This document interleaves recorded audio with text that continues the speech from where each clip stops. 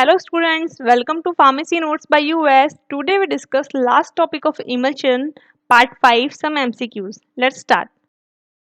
आज अपन कुछ क्वेश्चंस देखेंगे। पहले ना आप सॉल्व करने की कोशिश कीजिए, फिर मैं इसके आंसर बताऊंगी। Okay, first question is cationic surfactant is, यानी कि इनमें से कौन सा कैटायनिक सरफेक्टेंट का एग्जांपल है। तो अगर अपन सरफेक्टेंट की बात करें तो सरफेक्टेंट तीन तरीके के थे, anionic, cationic and non ionic. तो वहां पे अपन कैटायनिक के अंदर बात की थी सेट्रीमाइड एंड बेंजम क्लोरियम क्लोराइड की, यानी कि यहाँ पे आंसर हो जाएगा ए सेट्रीमाइड। दूसरे क्वेश्चन की बात करें हाइड्रेटेड एल्यूमिनियम सिलिकेट इज, यानी कि जो हाइड्रेटेड एल्यूमिनियम सिलिकेट है वो इनमें से कौन है। तो अगर आपको याद हो बेंटोनाइट का केमिकल फॉर्मूला या कांस्टेंट की बात करें तो it is a hydrated aluminium silicate, answer होगा B bentonite. Question number 3 is at interface of oil and water surfactant creates, यानी कि जो ऑयल एंड वाटर के इंटरफेस पे सर्फेक्टेंट कौन से तरीके की फिल्म का निर्माण करते हैं। तो अगर अपन इमल्सिफिकेशन थ्योरी की बात करें, अपन ने तीन तरीके की थ्योरीज पढ़ी थी, multi molecular, monomolecular and solid dispersion. तो वहां पे अपन ने देखा था कि जो सर्फेक्टेंट है वो मोनोमॉलिकुलर लेयर बनाते हैं, लाइक हाइड्रोफिलिक, लिपोफिलिक, इस तरीके से चेन क्रिएट करते हुए सरफेस टेंशन को रिड्यूस करते हैं। तो इसका आंसर होगा monomolecular film. Question number 4 is example of monomolecular adsorption. Monomolecular यानी कि सर्फेक्टेंट, सर्फेक्टेंट में ऑब्वियस है यहाँ पे नॉन आयनिक सर्फेक्टेंट के एग्जाम्पल दे रखे हैं।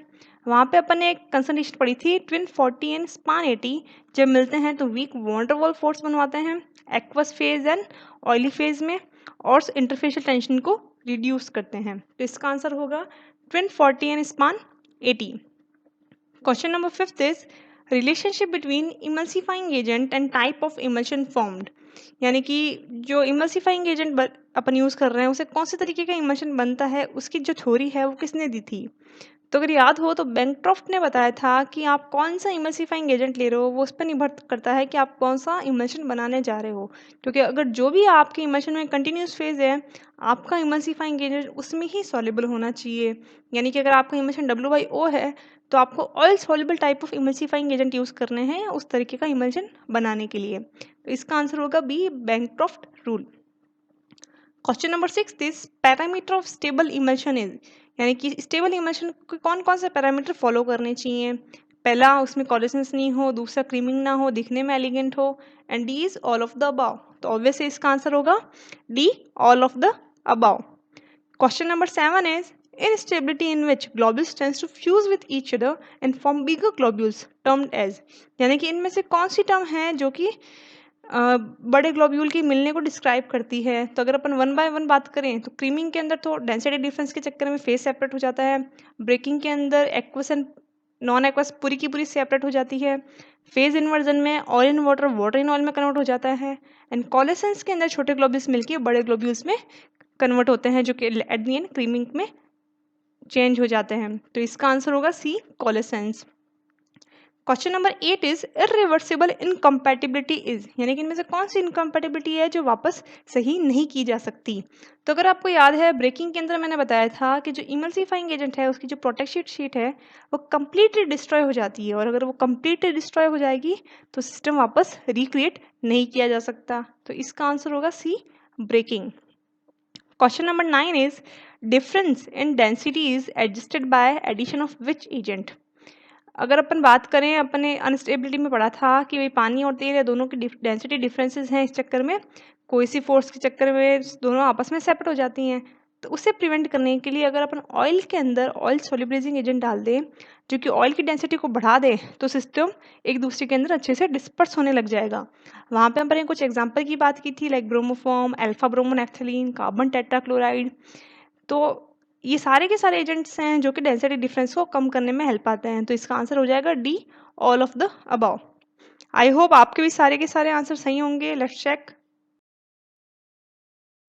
Here are the answers: cetrimide, bentonite, monomolecular film, twin 40, span 80, Bancroft rule, breaking, coalescence, all of the above. Okay, next question is question number 10 is example of W/O viscosity enhancer, यानी कि इनमें से कौन सा example है जो कि oil continuous phase की विस्कोसिटी बढ़ाने में हेल्प करता है। अब ऑब्वियसली ऑयल कंटिन्यूस फेज में है तो जो विस्कोसिटी एजेंट है वो भी इसके जैसे ही होंगे। यानी कि जो फैट कंटेनिंग है like beeswax, stearic alcohol, stearic acid. तो इसका आंसर होगा D, all of the above.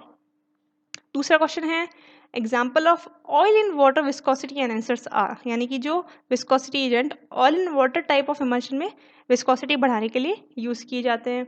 Options हैं tragacanth, Veegum, methyl cellulose and all of the above. ये तीनों के तीनों ही वाटर सॉल्युबल एग्जाम्पल्स हैं, तो इसका आंसर हो जाएगा D, all of the above. Question number 12 is in emulsion, repulsion increase stabilization because of increase in, यानी कि इमल्शन के अंदर रिपल्शन बढ़ता है तो स्टेबिलिटी बढ़ती है। अब वो किसके कारण होती है, या ये कह सकते हैं कौन सी चीज़ अपने को बढ़ानी है जिससे रिपल्शन बढ़ेगा और सिस्टम की स्टेबिलिटी भी बढ़ेगी। ऑप्शन की बात करें zeta potential, cohesive force, attraction and none of the above. तो इसका आंसर होगा जीटा पोटेंशियल। जीटा पोटेंशियल जितना बढ़ेगा रिपल्शन उतना बढ़ेगा, और रिपल्शन जितना होगा पार्टिकल एक दूसरे से दूर दूर रहेंगे और डिस्पर्शन मीडियम में अच्छे से डिस्पर्स रहेंगे और सिस्टम की स्टेबिलिटी को भी बढ़ाएंगे। तो इसका आंसर होगा A, zeta potential. Question number 13 is example of amphiphilic surfactant. Amphiphilic कह दो या जीट्राएन कह दो, यानी कि वो दोनों ही कैरेक्टर शो करता है, पॉजिटिव भी या नेगेटिव भी। उसका एग्जाम्पल कौन है? अगर अपन बात करें one by one, Span is non ionic, BKC is cationic, SL is anionic, while lecithin is amphiphilic in nature। तो आंसर होगा इसका A, lecithin. Question number 14 is for stable emulsion phase volume ratio should be, यानी कि अगर आपको stable emulsion बनाना है तो आपको जो फेज वॉल्यूम रेशियो यानी कि ऑयल एंड वाटर की कंसंट्रेशन है वो कितनी कितनी होनी चाहिए। तो ऑब्वियस है 50-50% अगर अपन दोनों को लेते हैं तो मैक्सिमम स्टेबिलिटी ऑफ इमल्शन को अपन रीच करते हैं। तो आंसर इसका होगा B, 50-50%। Question number 15 is maximum concentration of internal phase in emulsion at its critical point is। अगर अपन क्रिटिकल पॉइंट की डेफिनेशन की बात करें तो क्रिटिकल पॉइंट वो क्रिटिकल पॉइंट है जहाँ पे मैक्सिमम इंटरनल फेज डालने के बाद अगर आप और इंटरनल फेज ऐड करोगे तब इमल्सिफाइंग एजेंट उसको आगे स्टेबल नहीं बना पाएगा। तो वो कंसंट्रेशन ये पूछ रहा है कि वो कितनी कंसंट्रेशन होनी चाहिए इंटरनल फेज की जिसके आगे इमल्शन स्टेबल नहीं हो सकता। ऑप्शन है 47, 74, 50 एंड 100%। आंसर है इसका 74%, यानी 74% से ज़्यादा अगर आपने इंटरनल फेस डालने की कोशिश की तो अब आपका सिस्टम स्टेबल नहीं हो पाएगा, इमल्सिफाइंग एजेंट आप कितना भी ऐड कर दो। Question number 16 is higher the HLB value of surfactant more it is. अब HLB वैल्यू ग्रिफिन ने दी थी जिसमें उसने 1 से लेके 20 तक का ग्राफ दिया था और उसने बोला था जितना आगे जाएंगे हाइड्रोफिलिसिटी उतनी बढ़ेगी और जितना कम रहेंगे उतनी ही लिपोफिलिसिटी बढ़ेगी। अब क्वेश्चन अपने को पूछ रहा है हायर द HLB वैल्यू यानी कि 20 की तरफ, तो आपके सर्फेक्टेंट की प्रॉपर्टी कैसी होगी? तो ऑब्वियस है उसकी प्रॉपर्टी रहेगी हाइड्रोफिलिक, सोल्यूबलाइजिंग एजेंट टाइप में। आंसर होगा इसका A, hydrophilic. Question number 17 is a surfactant X forming poor और no dispersion in water have HLB value is, यानी कि ऐसा कोई सर्फेक्टेंट है जो पानी के अंदर बिल्कुल भी डिस्पर्शन नहीं बना रहा है, उसकी HLB वैल्यू क्या होगी? अब पानी में नहीं घुल रहा मतलब कि लिपोफिलिक कैरेक्टर का होगा।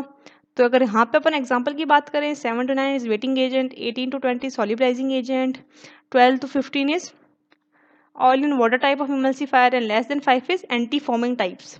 यानी कि अगर आंसर की बात करेंगे भाई वाटर के अंदर अच्छे से डिस्पर्स नहीं हो रहा, बिल्कुल भी नहीं हो रहा, तो आंसर होगा इसका ए, लेस देन 5।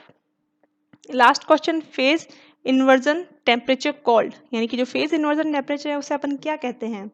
इसका आंसर है HLB टेम्परेचर। आई होप आपके भी सारे आंसर सही होंगे। Let's check. All of the above, zeta potential lecithin 50%, hydrophilic less than 5 and HLB। Hope you understand and enjoy the video. Please like, share and subscribe. Thank you.